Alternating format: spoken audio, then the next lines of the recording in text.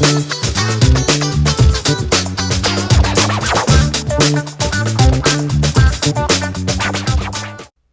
there, Dave Hill today, coming at you with your video lessons. I hope you guys have been having fun. You've been learning a lot, and it just keeps getting better with every lesson. I hope you're enjoying yourselves.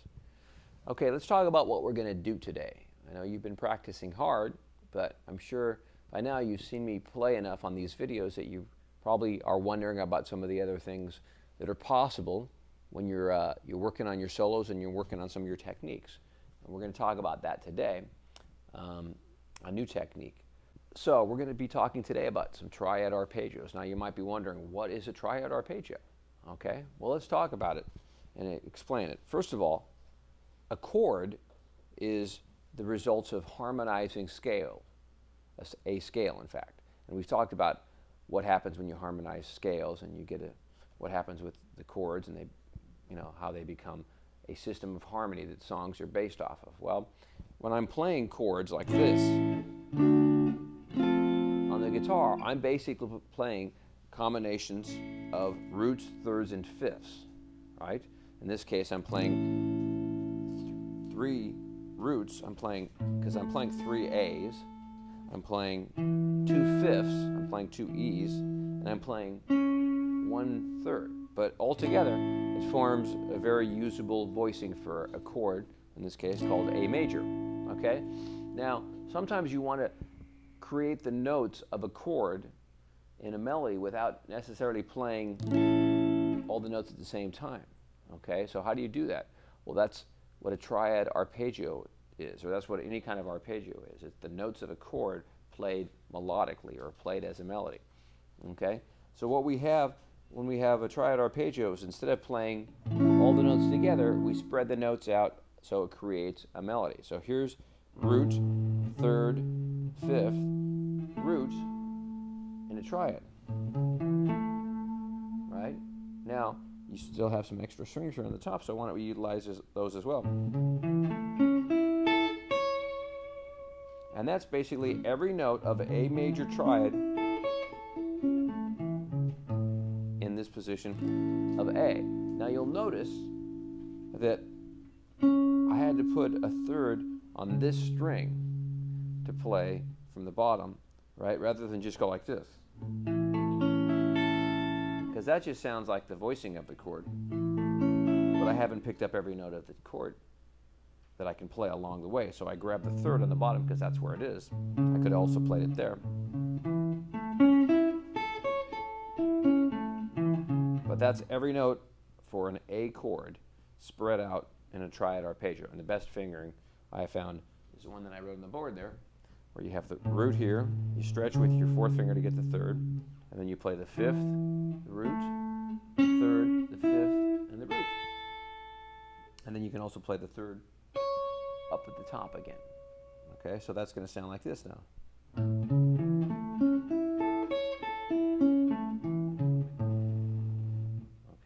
Interesting noise out of my amp there.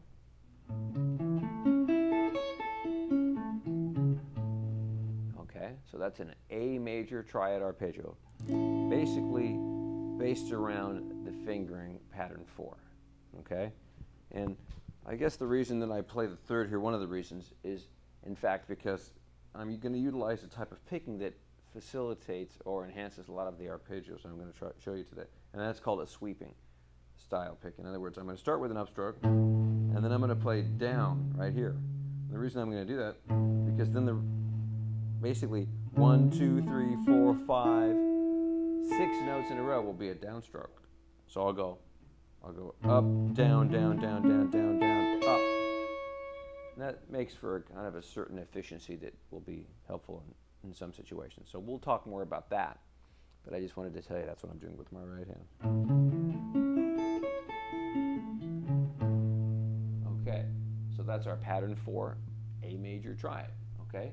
Now, clearly we know 5 positions of major chords. We talked about that, but we're going to find that there's some places just don't lend themselves very well for these kinds of triads. So we're going to break them down to the most common and the most usable shapes. So the next shape we have would be, is let's say we're going to play a D chord right here.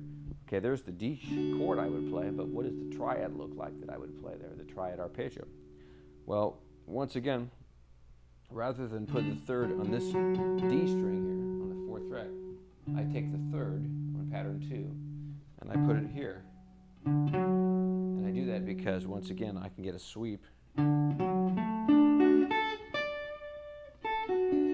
my pick, right? So I'll have root, 3rd, 5th, root, 3rd, 5th, root, 3rd, 5th, root, 3rd, 5th, or 3rd, root. And then there's even a note on the bottom there I didn't write out, but that's the 5th below. So we have.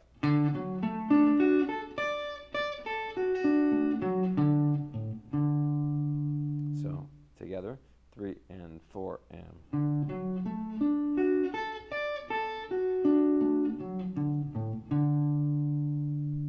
Okay. Again, 3, 4.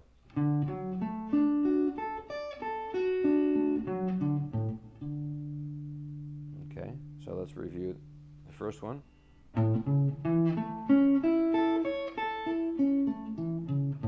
Now the second one.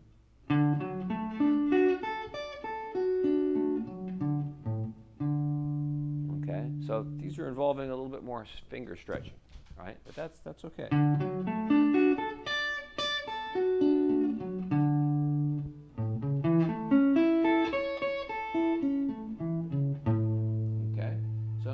Got one more shape that I've shown you. Okay, now check this out. This one actually works out really well, almost exclusively inside of the exact voicing I'd play for the chord anyway. If this is F right here, and I'm playing an F chord, right? Look at how little my fingers actually have to change to play the arpeggio, the triad arpeggio. Right? It's basically playing the same shape, right? The only thing I do is lift off. And I play my 4th finger. I use my 4th finger to get the 3rd, or the 5th rather, on top. And I can also go down to the 5th here below and play the 3rd and the 5th here. Okay, so